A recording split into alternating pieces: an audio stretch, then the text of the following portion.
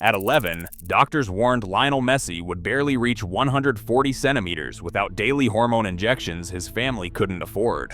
Most saw a fragile child, not a future football icon.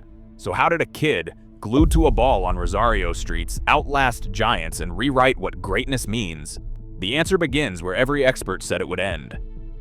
Doctors in Rosario delivered the diagnosis when Lionel Messi was just 11 years old. They called it growth hormone deficiency, a rare condition that would cap his height at barely 140 centimeters, or about 4 feet 7. The protocol was unyielding. Daily injections of somatotropin were required, each one meant to coax his body to grow. The process was not quick or painless. Every night the routine repeated: needle, medicine, a sting in the thigh or leg. The treatment was essential, not optional.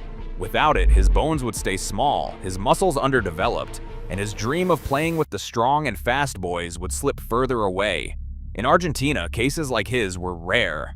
1 in several thousand children faced this hurdle. The doctors spoke plainly. Without intervention, football would remain a distant wish, not a future. Rosario's narrow streets shaped Messi's touch before he ever wore a famous shirt. Every afternoon, the same scene unfolded. A small boy, always with the ball, weaving through parked cars and dodging older kids. The ball stayed glued to his feet, never more than a step away. In games with friends, Messi didn't just play. He repeated moves until they felt like breathing. He dribbled in tight spaces, bounced passes off walls, and juggled for hours, counting every touch. The neighborhood called him La Pulga, because he darted through gaps no one else saw. Even after the sun went down, he would sneak in a few more touches inside the house, ignoring scuffed floors and worried parents. This was more than practice. It was habit, hardwired into his routine. By the time he joined Newell's Old Boys, he was already a master of repetition, turning every street constraint into an advantage. Jorge and Celia Messi faced a monthly bill that could swallow their entire income.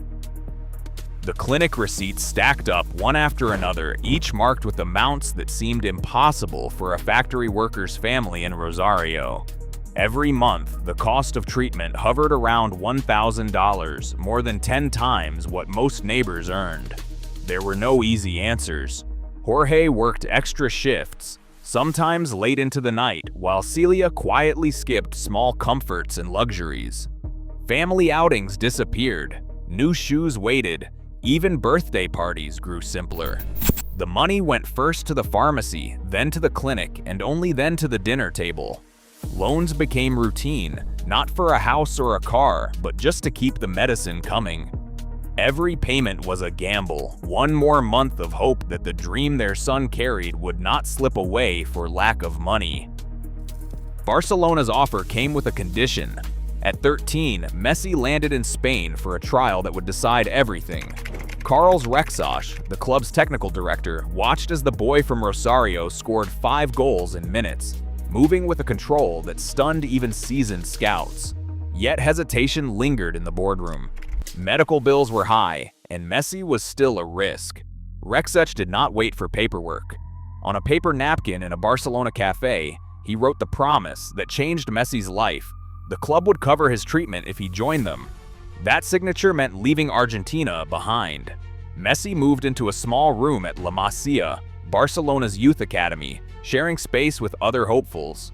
His father stayed for a while, but soon Messi was alone in a foreign country, missing home. Football became his anchor.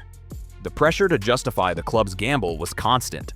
Messi's response was always the same: keep training, keep repeating, keep moving forward. Technique was never just style for Messi, it was survival. His body, shaped by years of hormone treatment, stood at 5'7", giving him a low center of gravity that most defenders could not match. Every movement was calculated. Take the 2007 Getafe goal. Messi collects the ball in his own half. He accelerates with short, rapid steps, the ball never more than a few inches from his left foot. Instead of relying on straight line speed, he shifts his weight with every stride, knees bent, hips loose, constantly adjusting his balance. Biomechanics experts estimate Messi averages 5 touches per second in tight spaces, a rhythm drilled into muscle memory since childhood. His stride is shorter than taller opponents, but his cadence is higher, letting him change direction instantly. That goal was not magic, it was the result of thousands of hours spent repeating the same motion, mastering angles and timing. Technique, for Messi, is precision built from necessity. Messi's career stretched across more than 2 decades at the highest level, a rarity among attacking players. He averaged over 89% availability for club matches, missing far fewer games to injury than most of his peers. Behind this routine was a focus on sleep, 8 to 10 hours a night, with afternoon naps scheduled for recovery. Nutrition was measured, with every meal planned to fuel performance and speed up healing. Recovery protocols included daily physiotherapy, cryotherapy, and active rest, all tracked and adjusted by specialists. Family remained his anchor, keeping him steady through the demands of global fame. Messi's durability was never luck. It was the product of choices repeated every day, long after the applause faded. In an era obsessed with shortcuts, Messi proves discipline still wins.